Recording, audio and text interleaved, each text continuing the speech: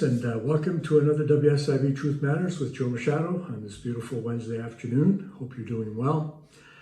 So I'm going to get right into it here. This is the second part to the series that I'm talking about, the WSIB 72-month lock-in review.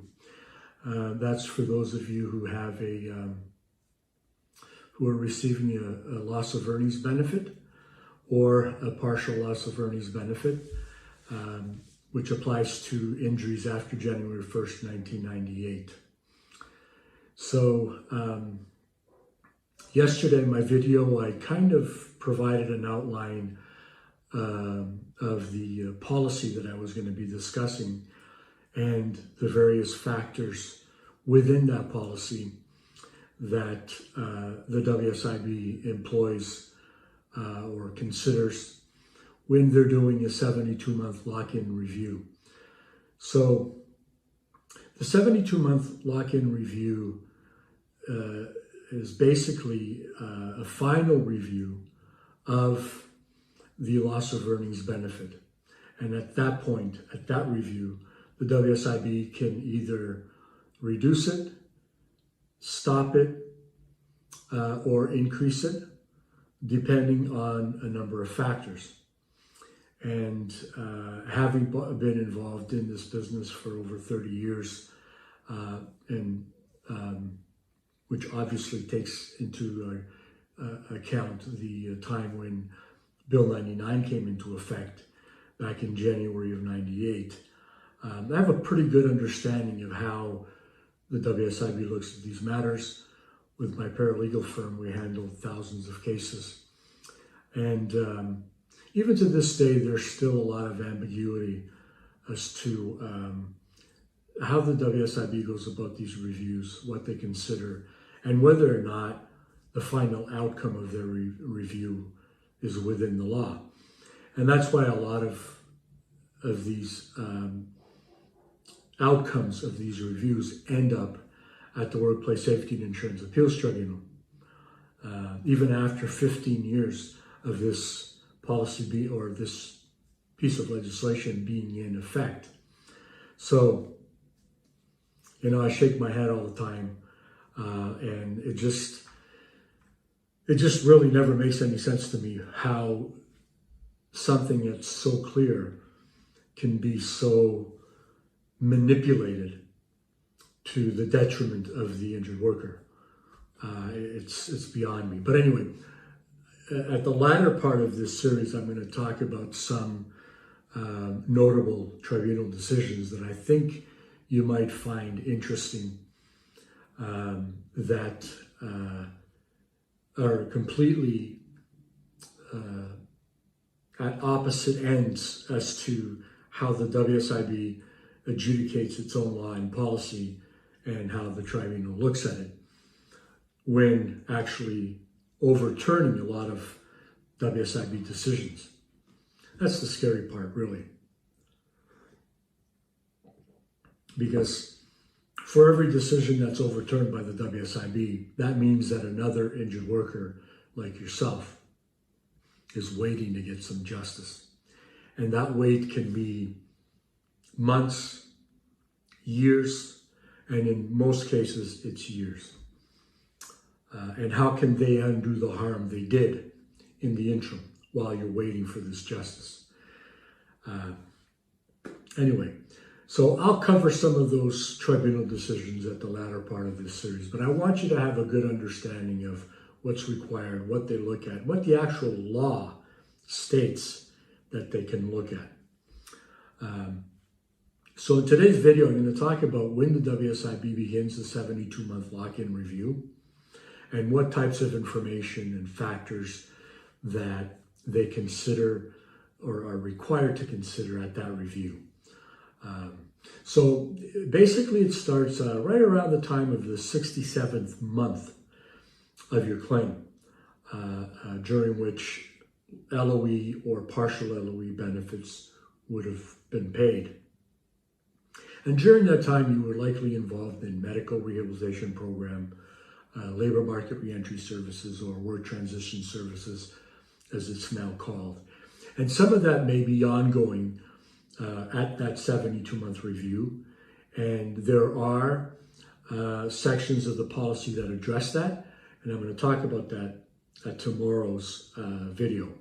Today I'm going to focus more so on the actual earnings information that the WSIB reviews and considers when they look at the 72-month lock-in review. So on the 67th month, they start requesting information from you. You've probably already experienced this, or you may be experiencing that at this point or at some point in the future. So they're going to look for information such as information from the Canada Pension or Quebec Pension Plan, the disability section to be more precise, so that they can review whether or not they can offset some of that money from what you're being paid. So they'll request information like that. They'll look for your employment status, whether or not you've been able to find a job following your injury or a period of labor market reentry services, so that they can look at earnings and determine how those earnings are applied in terms of their review. So one of those types of earnings are actual employment earnings from suitable occupation. So the policy states, if a worker is employed in a suitable occupation identified with the WSIB uses the worker's actual employment earnings to pay the LOE benefit, even if the earnings are not consistent with the most recent labor market wage information for that suitable occupation. So generally speaking, if you're employed in your suitable occupation, the proper calculation would be to pay you based on what you're earning, compare that with your escalated pre-accident earnings, and then pay the difference, if any. That would be actual employment earnings. But they throw a little bit of a caveat in there, and that is that they can consider other stuff if you're voluntarily underemployed. So, I mean, I look at that and I'm going, voluntarily underemployed. I mean, who does that? Like, if you can find a job that's going to pay you as much as you can possibly earn, forget what your escalated pre-accident earnings are. But let's say that it's in that suitable occupation that was identified. Let's say customer service. Why would you or anybody think of taking a job that pays less than what you were earning or what that job actually pays? So voluntarily underemployed just means, to me, appears to be a rather asinine statement that only serves to manufacture some kind of information for the WSIB to justify paying you less than what your actual earnings are or what the earnings projected or identified in that suitable occupation are. But they have this little wording in there that if you're voluntarily unemployed, they can consider that. It's a joke, really. No one in the real world does that. But I've seen them do that. I've seen them render a decision where, that suitable occupation pays $19 an hour according to labor market information, and you took a job paying $16 an hour, so you're voluntarily employed, despite the fact that that's the only job you could find. And so we're going to reduce your benefit based on that information. It's ridiculous. And this kind of shit ends up at the tribunal. Believe me, it does. Just makes me sick to my stomach every time I read shit like that. So, the other consideration is other or employment earnings from a job that's not identified in the SO, that's suitable occupation. So the policy states if the worker has cooperated in a return to work plan, so you fully cooperated with training, and returns to work in a job not identified in the SO, the WSIB uses actual employment earnings if the WSIB is satisfied that the earnings come reasonably close to the SO identified earnings and represent the same or similar future earnings potential. So again, I understand to a certain extent, a very limited extent, what they try to do here. But if you're cooperating with them and if you're getting trained and you passed everything and you did well and you are actively looking for employment and you're not able to find employment in that SO for some reason, and there are many reasons why that can happen, and you're able to find something that you have the skills to perform, that you're able to do physically. So in other words, the restrictions from your injury don't prevent you from doing it, from being able to perform that job so you can earn a living to support your family. And that's all you're able to find. They're going to take a look at that and say, well, if okay, you got this job, good for you, but if it's not going to be as much as the identified SO, or has the same future earnings potential, because they look into their crystal ball and they're able to determine the future. Believe me, they're very good at that. Sorry, we're not gonna pay you that difference. So you're shit out of luck.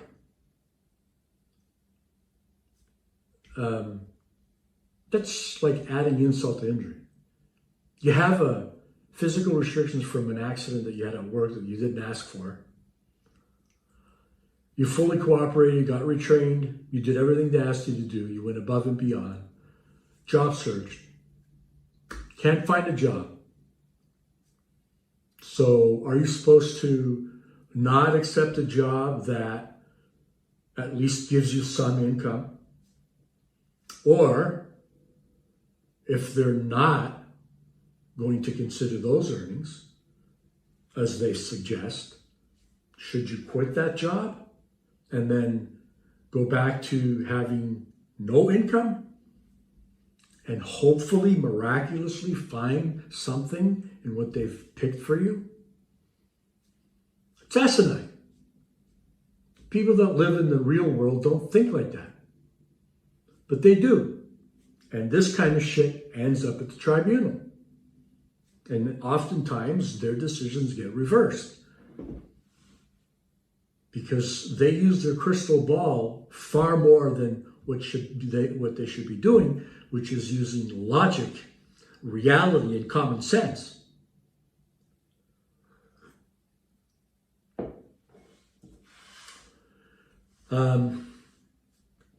Another type of income or earnings that they consider is when the final review comes up before the worker returns to employment. Here's what they say. If the final review occurs before the worker returns to employment, the WSIB uses the available wage information for the identified suitable occupation as of the completion date of the return to work plan with retraining. If the WSIB originally used entry-level wages to determine the post-injury earnings, Updated entry-level wages are used to pay the LOE benefit. This generally occurs if the plan was designed to provide the worker with new skills or if the worker would have entered a new field. There's a lot of would-haves, a lot of could-haves. Or mid-range wages to determine the post-injury earnings. Updated mid-range wages are used. This generally occurs if the plan was designed to improve a worker's existing or transferable job skills. Again, you see how ridiculous that sounds? It's all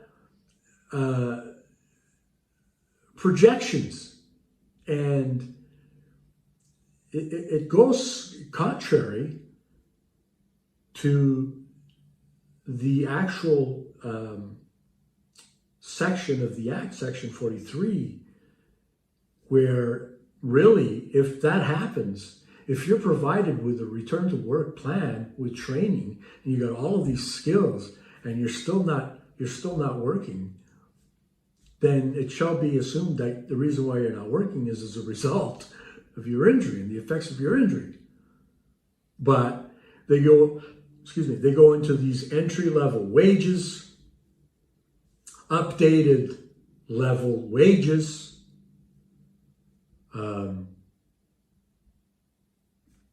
and all of this wages is stuff that they get from labor market information. And their expectation is that you're going to force yourself into a job by hook or by crook, because they're not going to accept responsibility that maybe it just was a failure of the return to work plan, for whatever reason. But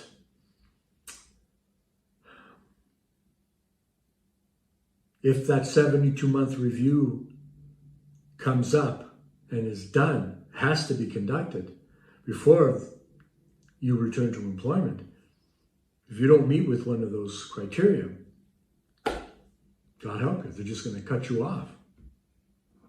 And again, it'll end up at the tribunal.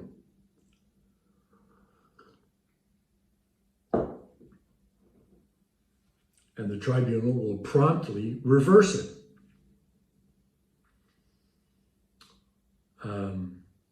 Because the law authorizes them to do that. They're playing with people's lives here. And if you're not working at the time of that 72-month review, and you've completed your return to work plan, have they done their job? Have they fulfilled their commitment within the Workplace Safety and Insurance Act? No, they haven't. Sick, just sick. So here's another one. So there's an exception, adjusting earnings to that of an experienced worker. And listen to this one. The WSIB uses wage information from the sky, and the amount of an experienced worker would earn in the identified SO if the worker has never returned to work despite being able to do so and has chosen not to cooperate in their return to work activities, assessments, plan, etc., or return to work but is voluntarily unemployed. Now, on the first part, if the worker hasn't returned to work and it's clear that there's evidence that the worker is able to do so, which justifies and supports the worker's inability to cooperate, not decision to cooperate, but inability to cooperate, then does that negate? Because they will always claim that your decision to not cooperate is your decision that you just don't want to work. They don't contemplate that there's other factors that are compensable, that are putting you in a position which prevents you from being able to cooperate to the extent that they require. Now, if you return to work, but voluntarily underemployed, here goes that same asinine bullshit comment. Who does that? But what they're saying is, they'll say, okay, we provided you with retraining and job search and blah, blah, blah. You couldn't find a job, but we're now going to adjust your earnings based on an experienced worker, a fully experienced worker in the suitable occupation that we picked for you. Out of the sky.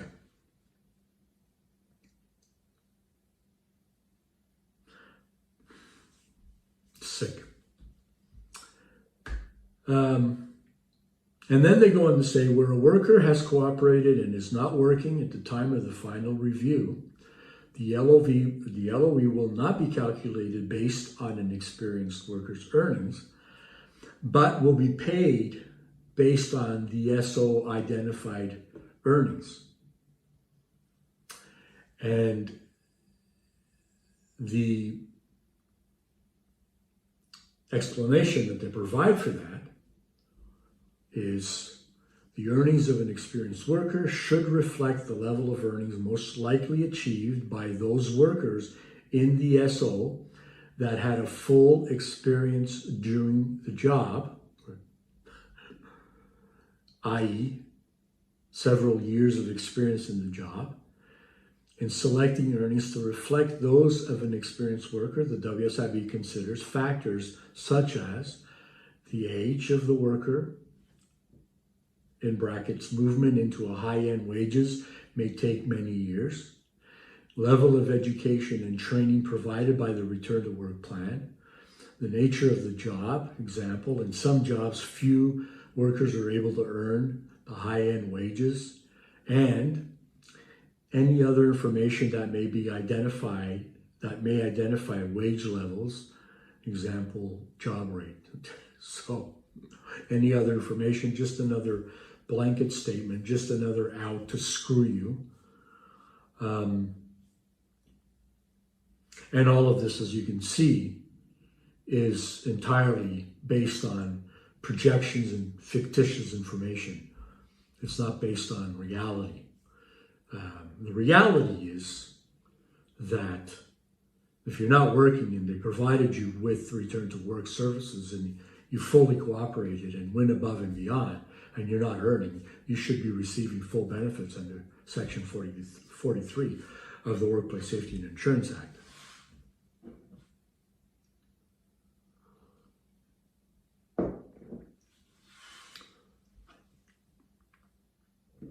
And then they get into recalculating loss of earnings benefits at the final review. If the WSIB determines there's a change to account for in the loss of earnings benefits, example, post-injury earnings have changed, the LOE benefit is recalculated prior to being locked in. Otherwise, it is locked in as is. Of course they'll lock it in. They'll lock it in under their own terms, and then they'll force you to appeal. Because, in my opinion, they're not there to help you, they're there to screw you, and they'll find any way they can to make it happen. Which, in a way, I feel good about doing this presentation because I know that there are ways to get justice when confronted with all of these bullshit scenarios. And I've seen it happen at the tribunal, and I'm going to talk about that in towards the end of this series. And then you'll find there's some hope there. Now, it's not to say that the tribunal will agree in every instance, but many of these so-called exceptions that they use and projections that they try to force down your throat and earnings that have nothing to do with reality. And then they just leave you dangling out there, injured and unable to find employment. There is hope. And the important thing is that you don't give up hope, because that's what they want. These people thrive in creating scenarios where they can push you further down than you are already. There's a stark contrast between, and you've heard me say this before, there's a stark contrast between how the tribunal adjudicates these types of claims and the WSIB and all of their crystal balls and people that are living in the fucking fringe of reality. So there is hope. I don't want you to give up hope. Stick with me. I just ask you to stick with me. And I'm in an exceptionally good mood today because talking about this kind of crap, it just doesn't make any sense to any logical thinking person. Just gets me in that mood where it just sickens me. But I can tell you this, don't give up. Despite what anybody tells you, don't give up. Give yourself a chance. Because if there's merit in your case, the tribunal will look at it and will be fair. And that's all that you really can ask for from these people is fairness. But you're not going to get that from the WSIB. Not in my opinion, and not based on over 30 years of dealing with these people. It'll be a cold day in hell before you get any sort of justice from them. So friends, tomorrow I'm going to talk about what happens at the 72-month review when you're cooperating with healthcare measures and you're cooperating in return to work activities at that time of that review. I did talk a little bit about it today, but there's more. Just stick with me. There's more of this laughable, asinine bullshit that I need to convey to you so you get the full picture and you're fully prepared. But I don't want to give you false hope. And so I'm going to give you their policies, what they ask for, my own experiences I'm going to share with you, and then hopefully some of the information I'm going to share with you from the Workplace Safety and Insurance Appeals Tribunal can help create a path for you to try and get some justice in your claim. So friends, I look forward to doing another video tomorrow to talk about these other two subjects of this policy. And I do appreciate those who subscribe to my channel and share my videos with others. There are thousands of injured workers throughout this province who need help. And I'm committed to doing as much as I can to help, to try and make things clear in a very confusing world, the world of WSIB. And with my company, WSIB Settlements, offering the tools and support to help you succeed. You can visit WSIB Settlements, see what we have there to offer. And if you're not subscribed, I invite you to become a subscriber. It's free. Just click the subscribe button and you get notified every time I come out with a new video.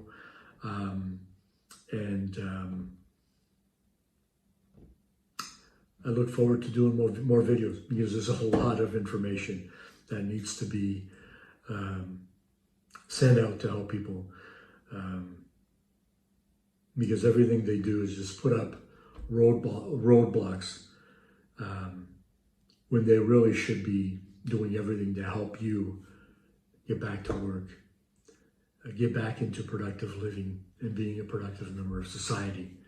No one chooses this kind of a life, but somehow in their twisted thinking, they think that people do. So anyway, friends, look forward to seeing you again tomorrow. As always, take care now.